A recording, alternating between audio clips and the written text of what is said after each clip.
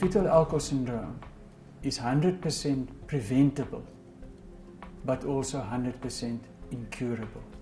The woman started the fetal alcohol workshop. I thought, ooh, I wonder what's that. Every time she goes deeper in, it was like, I want to explode. I want to explode because I made that connection. I was like that. I was one of those women. I did it, and I'm not the one suffering. My child is now the one that is suffering. And it broke my heart. I was like, can't I just have my child now here, this moment with me, so I can say I'm sorry? Because I really didn't know I was trying to affect him in any way or cause him any harm. That is in a way a sad and a very happy story about Hannah, because she was the outgoing teacher that we thought might be the one that can move into the community and can drive the project.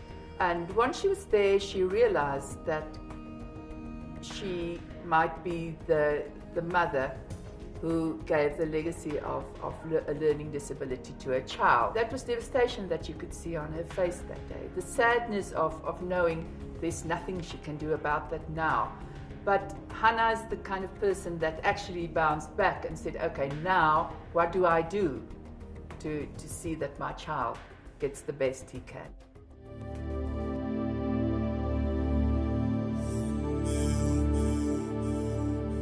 Fetal alcohol syndrome is where a mother drinks alcohol during pregnancy. The effect of alcohol on that unborn child is tremendous because alcohol during pregnancy causes permanent brain damage. The worst thing about fetal alcohol syndrome is that it's 100% irreversible. What damage has happened cannot be changed. Look at the community in the R where we've got 122 children per 1,000 affected with fetal alcohol syndrome. And we know that 3 to 6 times more children are affected with alcohol. That's one community. We know that there are many similar communities in the R.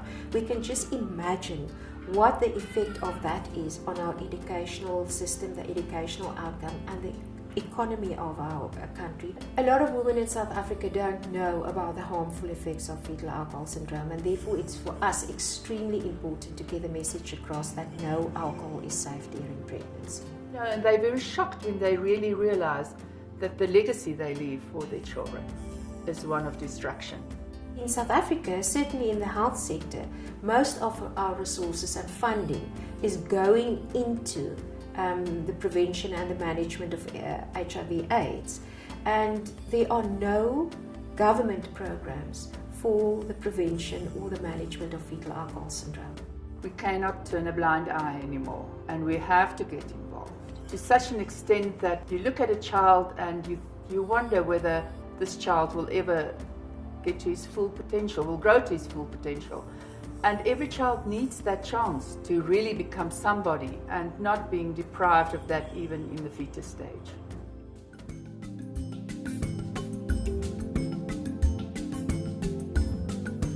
One of the programs which has brought about the 30% drop in the fetal alcohol spectrum disorder rate in the R is the Healthy Mother, Healthy Baby program.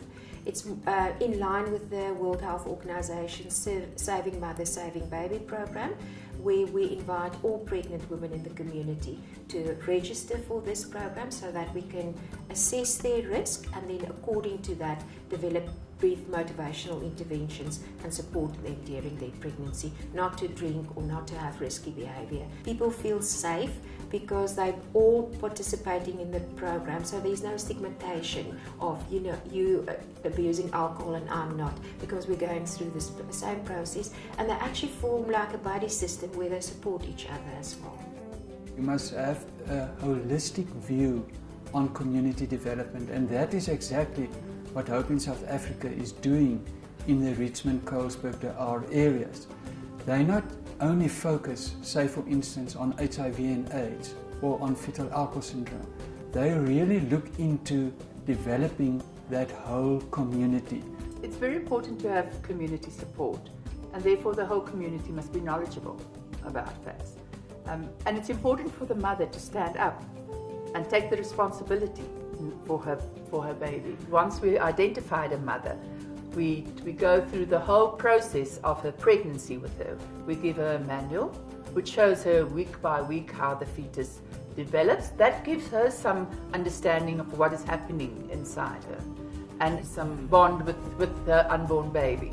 At a certain stage, when she feels ready that she wants to make a pledge not to drink while she is pregnant, we do have a little ceremony with all the mothers on the farm coming together, and she pledged in front of all of them that she would not drink during her pregnancy and produce a healthy baby. The program in the township is different from the program on the farms because we have parents, mothers and fathers and children on the farms, which is not the case in Kuyasa in the township, where we have single parents or guardians that look after children and a lot of young pregnant mothers.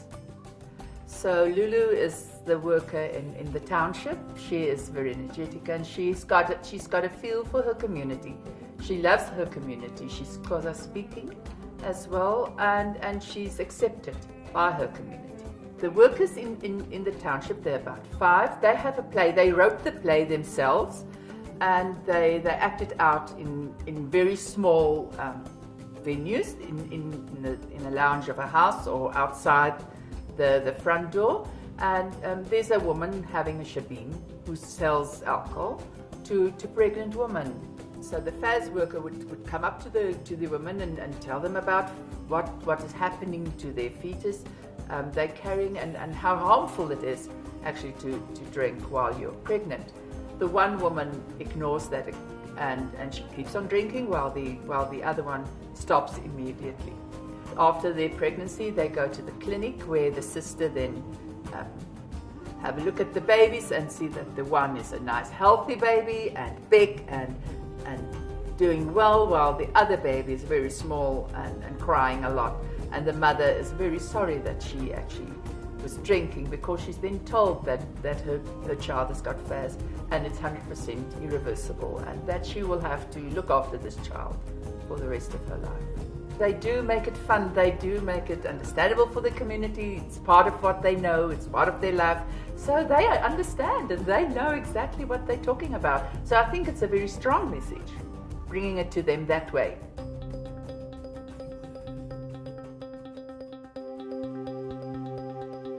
A couple of years ago, people were saying to us, why are you carrying on with this work? Because the problem is so big, you're not going to be able to make any inroads. But we've shown with our project in the R a 30% drop in a community FAS prevalence rate, the first ever reported in the world. That is huge.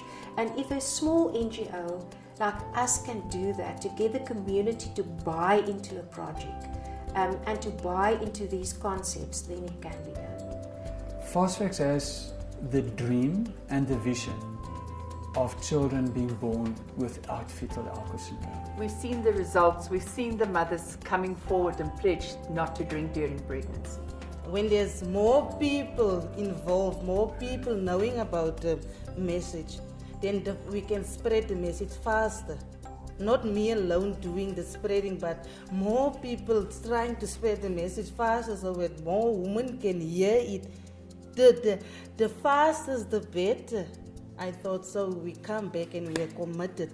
We really tried, and we already have 7 women that didn't have any alcohol during their pregnancy. So that's like, wow, we've tried our best here and we have really succeeded. So now we are going on heads on. We are fully behind the challenge. So Hannah realized that drinking during pregnancy is really very harmful for children. She had a second child who's perfect and healthy because she did not drink. And she's very proud to come forward today and say, you know what, I made a mistake with my first child. But I haven't made the mistake again with my second child. And it's going very well with Hannah. And she's also being who she is and sharing that with our community.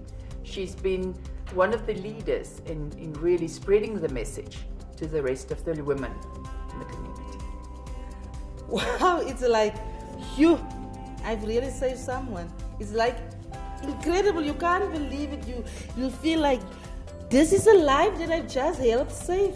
So maybe one day we'll see this child grow and feel like, wow, you can really do it. Just looking at, wow, one healthy baby can make a difference. And maybe one day we'll look back and see, wow, this community is really dedicated to FAIRS, and then we'll have a community standing together in fighting FAIRS. My hope and my dream and my goal for what we try to obtain here is to get a FAIRS-free community and to reach every child and to give him a chance to become what he can be, the best he can.